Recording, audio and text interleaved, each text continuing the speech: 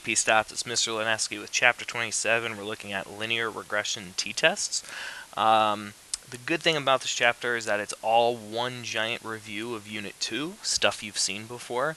We'll kind of briefly discuss that, not go into too much detail. But basically we're going to look at an inference test for linear regression. So for this particular problem, we are looking at, is there an association between anxiety level and a math test score? So some old things that we did back in Unit 2 was we would look at scatter plots. We would talk about the description of the scatter plot. We used FUDs. FUDs was form, unusual features, direction, and strength. And so we would say things like a weak, negative, linear association. Talked about R values, R squared values, the linear model, y equals a plus bx. We talked about how to interpret slope, how to interpret y-intercept. All of this was old stuff. So now the new information is that we are going to basically test this as a hypothesis test or an inference test where we're checking, is there an association? So your null is always going to be that there's no association. The alternate is always going to be that there is an association. Essentially, we're looking at the beta as our variable here. So instead of looking at like a p or a mu, we're looking at beta, and beta represents the slope. So you can say beta equals 0, beta doesn't equal 0. It's easier just to write it out in words, though.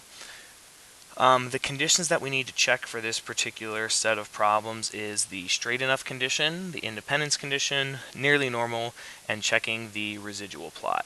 The straight enough condition is basically just checking, is the scatter plot roughly a straight line? Independence condition, same as before, we're just saying that each piece of data is independent of the next. The nearly normal condition is when we're going to look at the histogram of the residual plot. So the histogram of the residuals have to be approximately normal. We could also say, though, if we have more than 30 pieces of data, that data is normally approximately normal. And then we want to look at the residual plot, which, as a reminder, the residual plot, we're looking for no pattern. So under all those conditions, we're going to use what's called a linear regression t-test. So on the calculator, what you would do, calculator might work, maybe not. Give that a moment to think. So on the calculator, what you're going to do is you're going to type your data into list 1 and list 2, and then you're going to go over to stat, and then you would go over to tests, and then you would run essentially the linear regression t-test. So, computer's running a bit slow today. Okay. So stat tests, and then way towards the bottom, you'll notice linear regression t-test and linear regression t-interval. So we can use that for our confidence intervals. So we'll do t-test. Just asks list 1, list 2. Frequency list will always be 1. For this, we're just going to say does not equal to, and calculate. So on this, the nice thing, we still get our t-value, our p-value, our degree of freedom. For these problems, degree of freedom is now n-2, so however many data points you have, it's going to be n-2. And if you scroll through this, you see that you still get the a, the b, standard deviation, r squared, r. If those values aren't coming up, make sure your stat diagnostics are turned on. So just like before, we still get our test statistic here of negative 2.9. Negative 2.89. Again, degree of freedom n-2. Alpha we'll say is 0.05. Our p-value here is pretty low, and as always, we'll base our conclusion off that. So p-value is low, we reject the null. There's enough evidence of a negative linear association between anxiety level and math test scores. You can do a linear regression t-interval, which same thing on the calculator. You would just go to stat, you would go over to tests, and then you would go to linreg t-interval. Ask the same thing, list 1, list 2, confidence level will do 95%.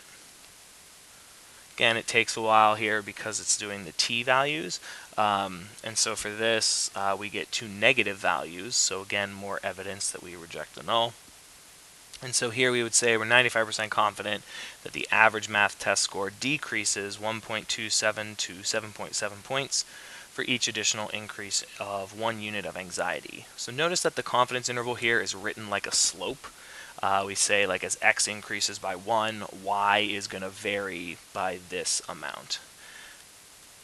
So the other type of problem that we looked at were the computer output data problems. So before we used to focus on just what was in the orange circle, but now we actually can focus on all of this other stuff around it. So we're mainly going to focus on this bottom row, wherever your variable is, the x variable.